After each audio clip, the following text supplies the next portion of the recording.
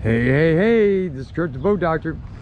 Now this is getting to be one of my favorite boats out here. Now they came back with it. It's a 2050 SuperCab. So if you're looking at an 1850 and you're going to put a 115, which you can put a 115 on this boat and it would do really good, I would suggest a 150. This guy put a 175 on it, which is basically a 200. This will get it. And it's got a 53-gallon tank. But anyway, back to 1850 versus this one right here. You're only talking six grand difference if you put a 150 on a 18 and a 115 on this. This boat here, the 1850 is awesome, but this boat is a mighty 20, I call it. This son of a gun will go out in the ocean, it'll go in the rivers, it'll go in the bay. It's stable, it's quick, it takes the rough water. It's just, and I love the color, the red with the black, and then the trailer with the black fenders with the little mags. I mean, this has got the G3 tubing. Here's for electric bow mount. You put a bow mount on here like a 36-volt system, self-deploy. I mean, this sucker could run great on that. It's got the windlass anchor, and you got your life ring here, and then you got your 2 chambers plus your main hole. And the more flexes you got on here, the better. You got drain for your anchor box, spare tire, swing tongue, 2-inch ball with the peekapoo hole.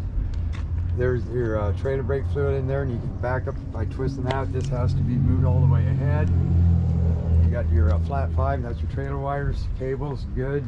If those start cracking on you, make sure you replace those because that probably means the inside of them are rusted out. Double dip galvanized, you got 2x6 with slicks. And this is what I'm talking about, this reverse right here, 1, 2, 3. So you got G3, that's probably why they call it the G3. It's actually, you got 1, 2, yeah, it's 3. But if you see that it gets more aggressive as it goes to the back of the boat, as far as the tilt down like this, that's what keeps this thing so stable. And with this aero design, it goes like this, and on the back it does the same thing. Getting it off the trailer, putting it on the trailer, it's a lot easier to pull up or drive up. You can spin them on a dime. And you got your cabin, tinted windows. And look at the room for a 20-footer. Nobody can top this 20-footer, nobody. For stability, safety, power, and room. Look how deep and how much room you gain on here. Even support back there, I mean that braze. You got a step over there to step down on. You got the side curtains, backdrop, rocket launcher, rear deck light, dive ladder, 175/15, stainless prop shaft, drive shaft, 2 coats of clear, 2 coats of primer. You got your hydraulic steer, and at least they put this in to get to the fuel valve. So I turn that on, guys. Make sure you turn that up and fill up the filter. I change the water separator once a year, no matter what. And see how this is like an aero design here on the back end. So when you're backing up, it ain't like a flat board like this. It cuts out water, and you can just spin it in reverse fast without taking a buildup of water and shooting over the back of your boat. Redesigning these back ends too, where you can put your transducers right here. You can put zincs, you can put trim tabs over here if you want. And I like how they put all the plugs right here, right in the back of the boat instead of back up underneath here or under here. But then they slope this up as well, which is smart because you're coming off the back and there's a scoop for this pickup. They put it where it belongs. So when the water comes, it's forcing that water up and come like here, and your prop's down here. So it gives you maximum water flow to that prop. Good design right there. One thing I would have them do though, if it was me, I'm a cleat nut, okay? They don't use docks up there in the cargo. These are great where they're at. They did a good job. I'd run a pop-up cleat right here. So you could just pop it up. This is just protection. If you have to come in hot, you got another bumper right there. I know you got this here that could protect it, you know, but your bow mount's gonna be there too. Remember, if you put one on there. Okay. So then you got length of it is like 23 feet. And you got height on the trailer, I think it's about 9.2 roughly. Dry hull weight is right at that 2,000 mark, I believe. Dry tow weight is about 34. That's with the 115 probably on it. And I'm almost sure this is like a, yeah, 115 is what they recommend. So 150 or 175 is basically a 200. So this thing's gonna get it. Plus they went from 15 to an 18-degree hole on this. You got non-skid up on top, cup holders, tackle holders, pole holders, pole holders. Again, look at the room. You got your icy tech coolers, the captain seats, flip-up seats.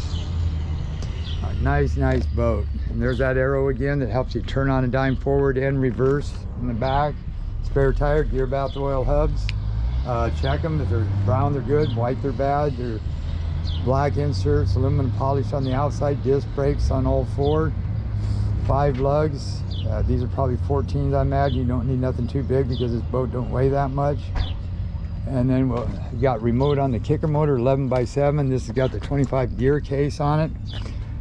So this has got, like, if I put a standard 25 on it, this will do what a standard 25. But now the high thrust, you could actually run tuna.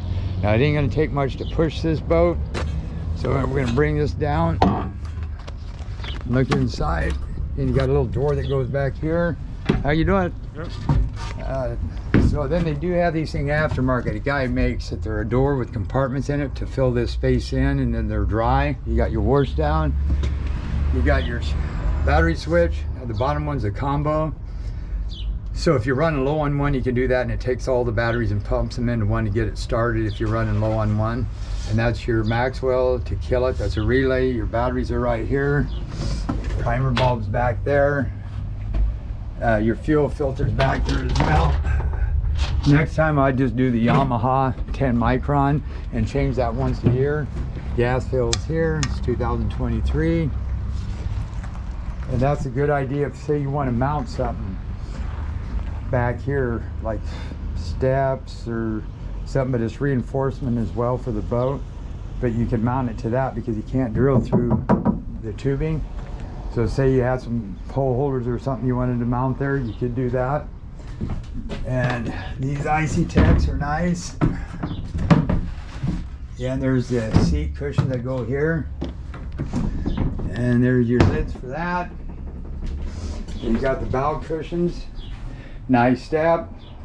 Storage. Grab rail. Armrest. That's pretty cool. Little tray. You got a grab rail there, slide windows. Oh, non-skid up there. They really made this a nice boat. This is one of them USB 12 volt command link gauges. Main motor, kicker motor, works. Maxwell, works. I'm gonna bring that all the way up. Anyway, I put 40 gallons of non-ethanol in here. Still got the paper on front. This is maiden voyage. Yeah, nice room for electronics. A little cubby hole right here. I mean, they really did some thinking on this boat. I mean, this is just, look how much room and deep. Grab rail there. I mean, they put everything they could on this boat. Nice single wiper, good visibility all the way around. No, this boat here is unbelievable. You know, don't get me wrong, the 22 then is the higher, the 25 then you get a little quieter ride, but as far as taking rough water, this little son of a gun can do it. And it's the safest one out. You ain't gonna top this 20-footer. Look at this, classy. They really dolled it up.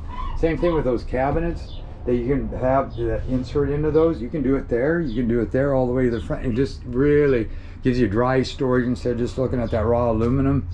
There's a guy, Jeremy James, I think, that does it for Stabicraft. He's local. That's a door that goes back there. But it just makes it, finishes it off, even makes it quieter, but it's, you got dry storage, stuff don't slide from front to back. Something to think about down in the future.